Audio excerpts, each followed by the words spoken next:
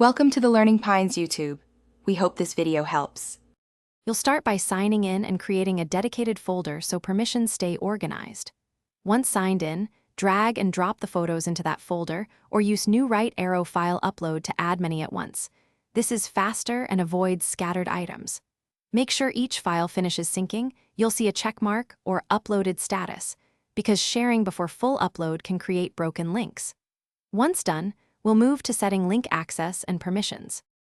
You now control who can view or edit the photos by adjusting the folder's link settings. Right-click the folder, choose Share, and change link access to anyone with the link if you want broad access. Otherwise, select specific people. Then pick Viewer to allow downloads only, Commenter to allow notes, or Editor to permit edits. Choose thoughtfully because Editor can change or delete files. If privacy matters, restrict to your organization's domain. You're ready to distribute the photos.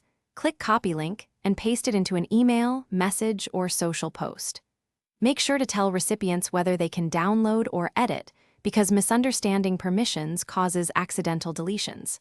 If someone reports a problem, first confirm the folder is shared with the correct link setting and that individual files aren't set to private. Next, verify upload completed.